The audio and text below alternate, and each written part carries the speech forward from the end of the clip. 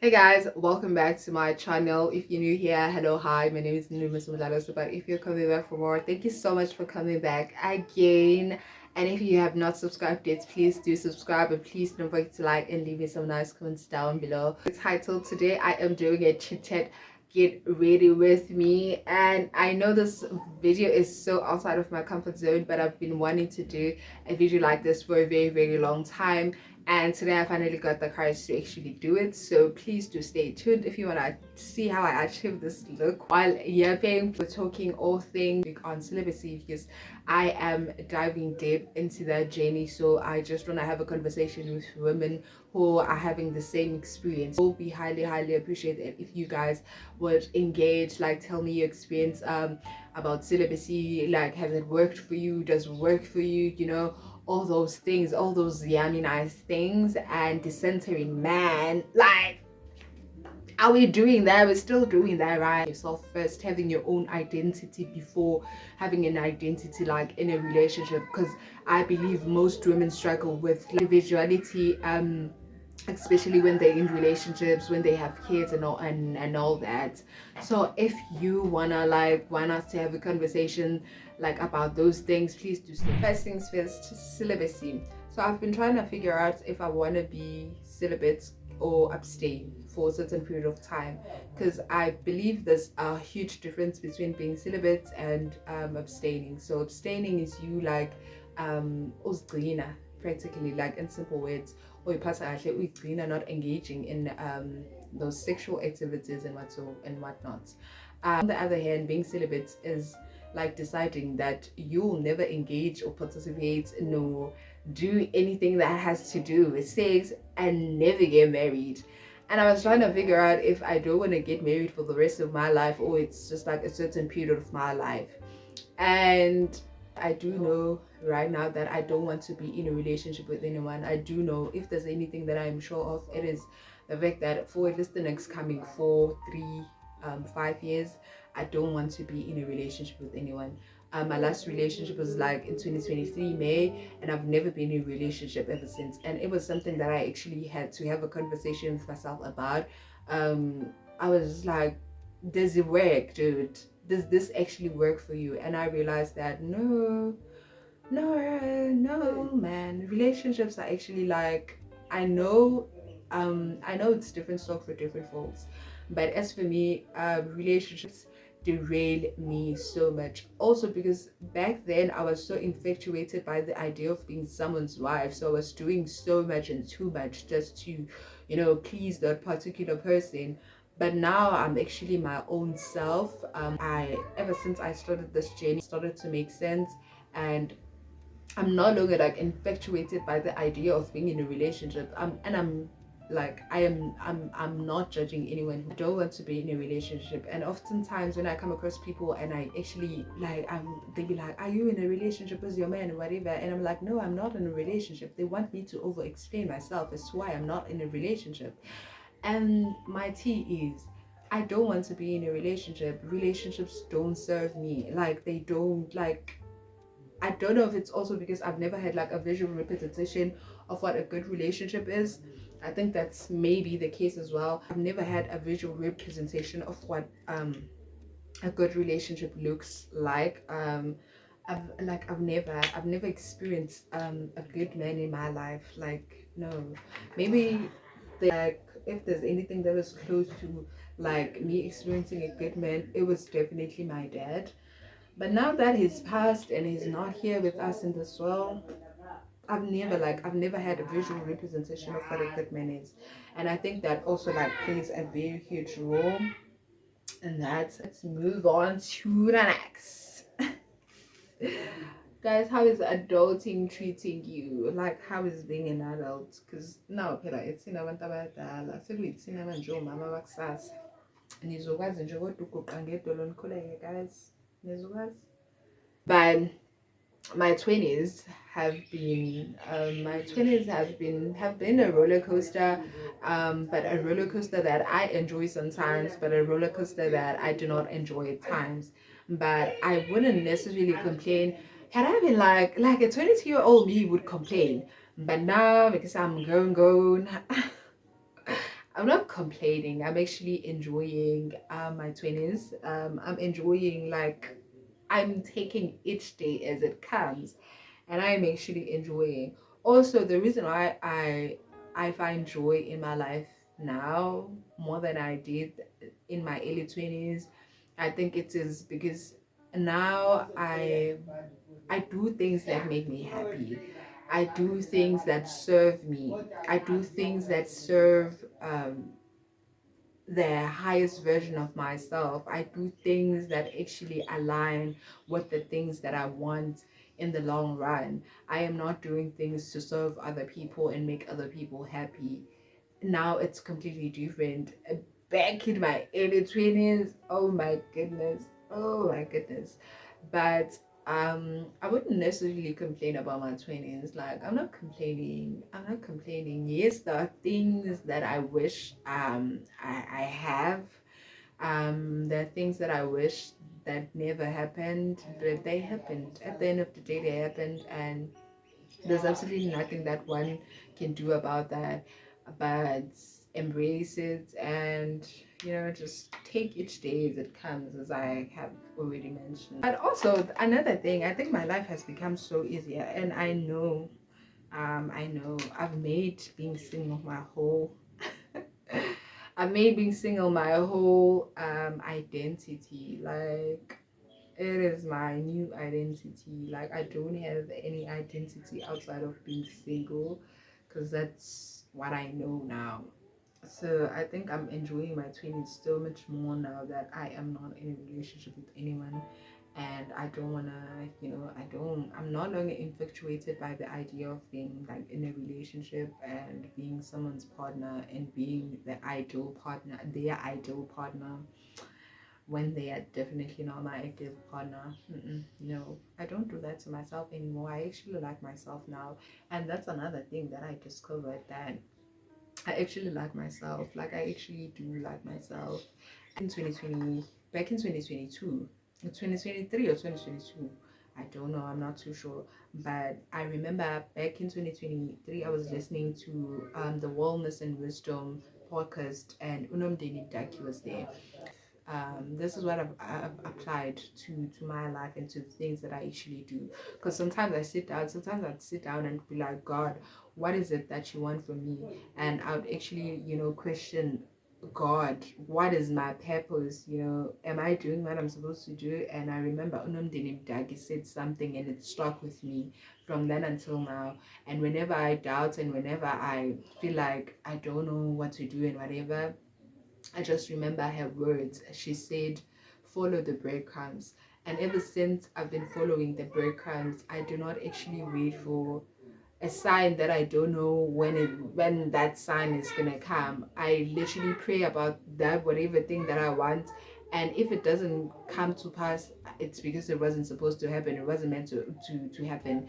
But if I pray about it and it actually happens and I put action, I actually had to do my eyelids off camera. I had to do my eyelids off camera because I was yapping so much. I'm just gonna have this. I was actually supposed to.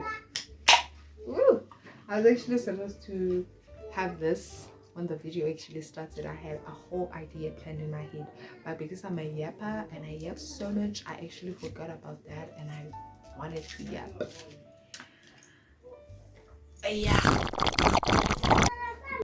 I used to be a well-spoken person. I used to be a well-spoken like child. Like, I was very, very timid. I was very, very shy, but I was so well-spoken. I enjoyed presentations so much, because that would then allow me to, you know, to channel that part of myself. Because being a timid person, being a timid and a smart person can be, I don't know how to explain it, but being a smart and a timid person can be very, very hard, because it's like, you're smart, you know all the answers and you know everything, but because you are afraid of speaking up, you don't speak up. That You don't speak up for yourself. You're afraid of speaking up. You're afraid of speaking up against certain things. And that was actually why so many things in my life took a turn. It was because even when I knew that something was wrong, I was so afraid to actually like speak up. I didn't speak up. I didn't. Sometimes even now, I don't speak up for myself. The only time I am comfortable, and I know this might sound crazy, but the only time I'm comfortable, it is when I am around myself. It is when I am alone. That's the only time I'm comfortable. You see, right now, I'm very much comfortable. I can speak all I want. I can chew your ear out. That's how comfortable I am. I am so comfortable. Like, yeah, I used to be, I don't know what happened to me, but I used to be so smart. And if you are a person who used to be so smart and you get to a point maybe where you fail, I guys, you know, man, that thing actually deals with you so much so that I guys, you know, failure is just like a different, failure is a failure, guys. A failure is something. But if you are like an academic and you start failing and you start failing, girl, girl, girl, it's just like, what happened to you? What happened to you? You used to be so smart. I used to be so smart, guys. I don't know what happened to me, but I'm most definitely going to channel that part of me. But I think the main reason why I I just kind of fell off, it was because I listened to the outside noise so much instead of listening to the internal world. I focused on the external world, and I focused on what everyone else was doing, and I forgot why I was doing whatever that I was doing in the first place. But that's a conversation for another day, because I don't think I want to dive deep into that. Like, no, I don't.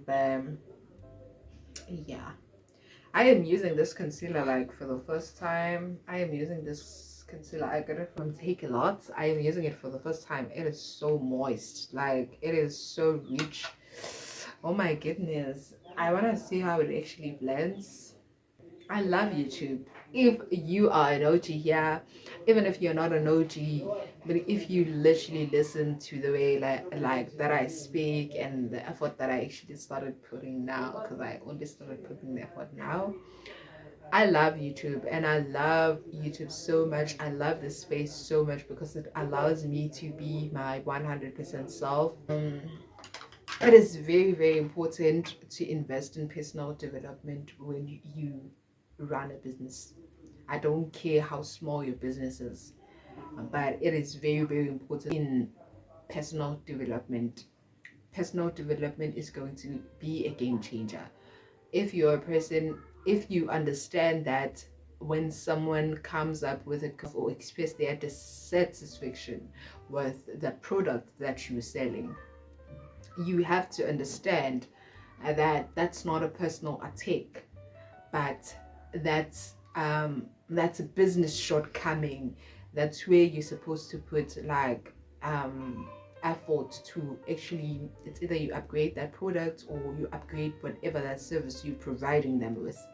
But the first time I actually experienced someone who was like not satisfied with the services that I actually gave them, I wanted to quit. I just thought it was a personal attack. I thought they were attacking me, and then I just realized that as in I need to, excuse me, to invest in personal development, because it's not a jab on me. It's not a personal jab, but it's a jab on like, it's not like a jab, but it's like, ngayibeka kanjani, umuntu uyakubonisa. It's like uyaboniswa where are your shortcomings. Also invest in I did like a short course mina customer service, because I yo guys, yo, running a business is not for the faint-hearted. Like, you have to be a running a business is not for the faint-hearted, guys. Like, I mean, I was very, very faint-hearted, by the way. I was everything that you say, it was like a jab on me. And also this thing of people saying how long that will also feel like a personal attack. But now I'm just like, girl, get out of here. But I cannot emphasize how important it is to invest in personal development. The mistakes that I made so many mistakes. One of the first and the biggest mistakes that I made was each and every time money came in, it's a blast where we're chowing that money. Like, we're chowing that money. I wasn't counting profits, I wasn't writing down appointments, I was just like eating money. It was just like cruising. I was just cruising, man. I was just cruising. I was just so. Hey guys, also because of circumstances, sometimes you are bound to actually money comes in, you're supposed to use it. Like, those are things that sometimes people don't talk about. Because let's say, for instance, you plait people's hair, and when you plait people's hair, maybe it's only your brother who's working at home. You telling me that you're not gonna buy bread using that money, or you're not gonna buy electricity using that money because you are not working, or because you want to save up for a certain thing. Sometimes the reason why our businesses never actually come off the ground and actually go even into bigger places or become something even bigger, it is because of poverty that experience. Like, not everyone has not everyone has everything, not everyone has the means, not everyone has the support, not everyone has that. And also, that's one thing that I had to learn, that I often compared myself to other people so much, and I had to come back to reality. I know it's hard, like, it's really really hard. If guys, there's anything that is hard, it is actually making yourself it is sitting down with yourself and having a conversation with yourself about certain things.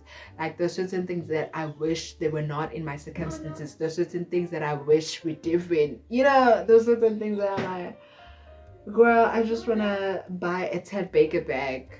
I don't want to think about if region pugil. I don't want to think about, and I'm not complaining. I'm not saying, oh, my family is a burden and whatever is a burden and whatever. No, but it's the reality. And oftentimes when people speak on their journeys and whatever, they do not put that sometimes it is so hard for your business to get off the ground because you are carrying everyone in your bag and you are all alone. And that's just like the reality of many African households. They do not let your mind trick you out of blessings that you actually prayed for. As a person who struggled so much with imposter syndrome, I know this, that I've missed out on so many opportunities because I was so afraid, and also because I never felt like or believed like I belonged there. It's like there's a part of me that I've always felt like certain spaces were reserved for certain people. That I am go. I know that, like, whatever space I am put into, it is because I deserve to be there, and I am going to claim it, and I'm going to stand and hold my head up high and claim that position because it is for me. Had it not been for me, I wouldn't have been there. So just take good care of yourselves, you guys. Like, be kind. Yeah. Shoes, Kemarang shoes, Kemarang shoes, Kemarang shoes. Got to try splashing team. Looking like I'm getting ready, and I look so yum. I thank you so much, guys, for tuning in. I hope you enjoyed today's conversations, and I am hoping that we can have more of these conversations from time to time. And you guys enjoyed today's video, and please do not forget to like, comment, and subscribe. Your support and your engagement, it is highly appreciated. I will see you on my next video. Bye.